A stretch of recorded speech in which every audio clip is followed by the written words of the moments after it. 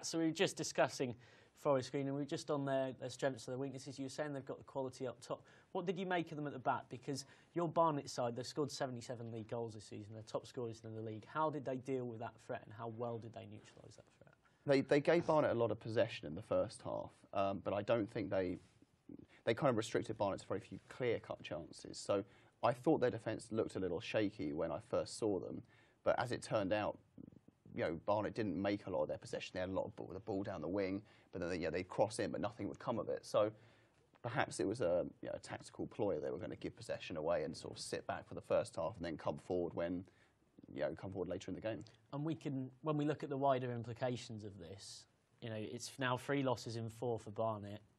They're now second. Is there a sense of worry from yourself or supporters, or there must be some kind of sense of concern? Yeah, there is. I think Martin Allen's got a bit of a history of building sides that start off very strongly, and then towards the end of the season, they don't collapse as such, but they fall back into the playoff mix, and then they haven't always been successful in the playoffs. He lost twice with them at Brentford. There's a feeling that perhaps the best of Barnet's players come already, and the second half of the season they haven't been playing nearly as well as they did in the first half. But there's also optimism as well, because there's 2 more very tough games against Eastleigh and Halifax coming up, and then they're playing 4 of the bottom 5 in succession.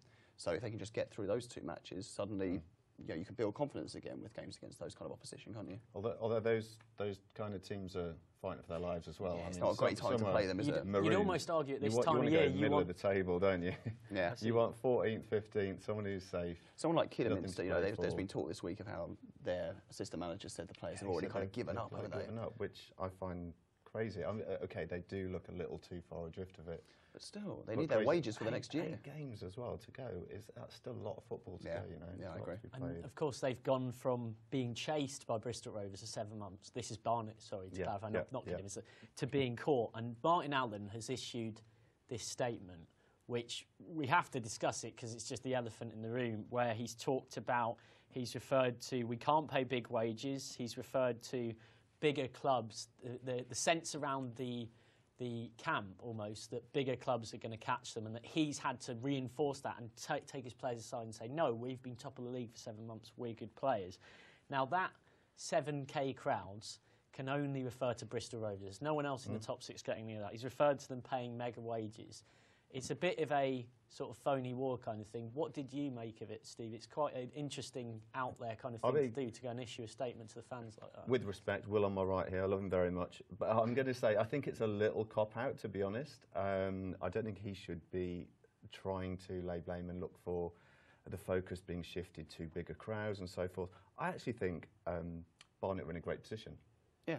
They can go up as champions. And of course, if they win their game in hand, they're still top. Yeah, that's the thing. It's exactly. In their hands. Isn't it? There's a lot of kind of down mood around the place at the moment, and understandably sort of a lot of concern because of where they were, 6 weeks ago.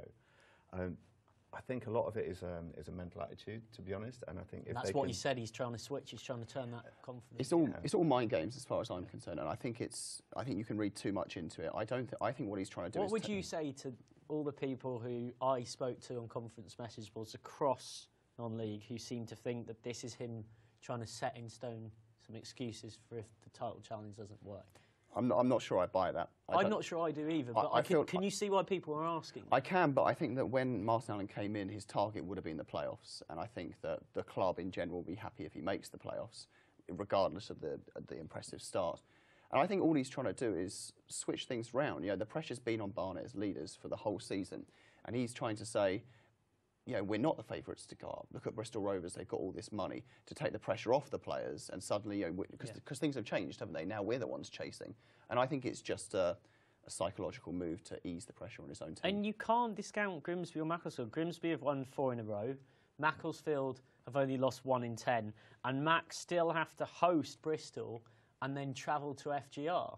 So they're not out of this suddenly because of Barnet's results dropping up. I don't think they'll do it, and I completely agree with you. But I think that their away form has been a little bit questionable, and I think that might be their undoing. They've got a great run of fixtures, but I think what they'll probably end up doing is being more influential in the title race for other teams like Bristol Rovers.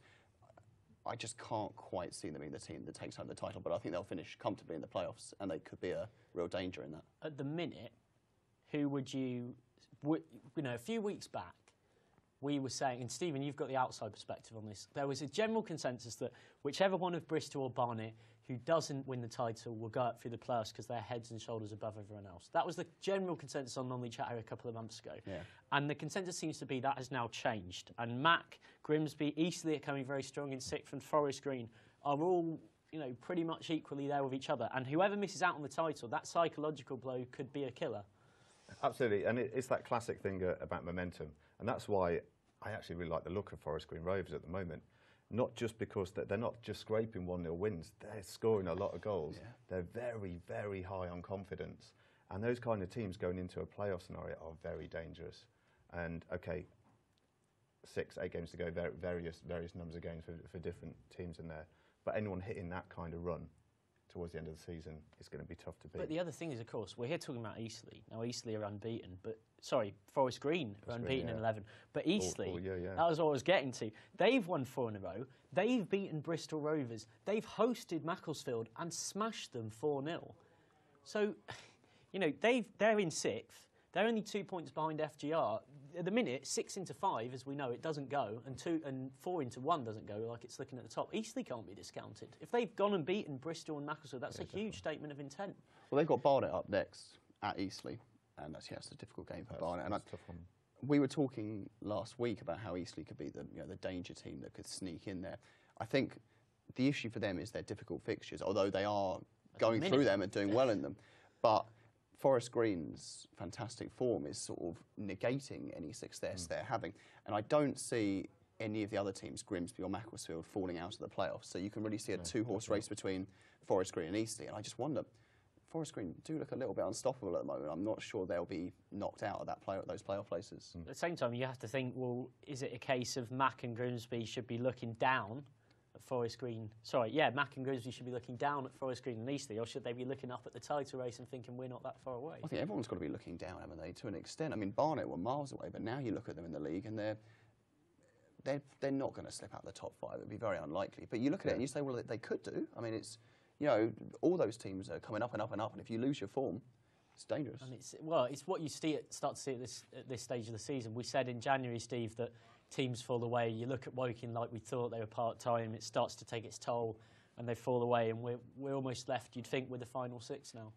Yeah, I think so, definitely. Woking, who I've followed quite a lot this season, I've been really impressed with them. They stuck around longer than most people thought, to be fair to them. Yeah, it looks a little bit too far for them now. I agree, the top 6 is definitely what we should be looking at. I do think you have to look at what happened to Barnet and think if Bristol Rovers have a blip of 4 games, and that could well happen, anyone in that top 6 could still win this league. Well, it's those fixtures we've got left, and as I said, Bristol Rovers have got to go to Macclesfield, and FGR host Macclesfield as well, and those 2 are pretty pivotal. And the other one, they're slipping in there unnoticed because they're 4th, they're right in the middle, is Grimsby. They've got 9 games left, none of them against that top 6 around them. And is there part of you that thinks they must be quite enjoying just being nice and quiet? They're actually, you know, they're only 5 points off Bristol Rovers with a game in hand, and nobody seems to be noticing them. Yeah. We've talked about this for 5 minutes now, and they haven't even really come into our thoughts because they're just, and I'm sure they're really happy to have it like that. They've won 4 in a row, and they're just going quietly unnoticed. They went through that terrible was exaggerating, but they went through a little poor run of form a little bit earlier in the year. And, you know, all over the Grimsby message boards, the fans were talking about they weren't happy with Hurst in charge, boring defensive football. And I think since that point, everyone's just ignored them. And they've, you know, it's like, oh, Grimsby, they've fallen away, they'll be playoff contenders. And, yeah, you're absolutely right. You know, they've got decent fixtures. They could creep in there as title winners. They've done well in the playoffs before. You know, they made the playoffs before. That could be enough. What did you make of them when they again, sorry to rub it in, but another playoff contender we're talking about who've recently beaten Barnet, but what did you make of them when they came to the high? Very good. In fact, I go as far as to say they're the best team I've seen this year. Away from home, they comprehensively beat Barnet. At home, first half, they took Barnet to pieces, and they were lucky really to be in it. But yeah, I think they're a real danger team.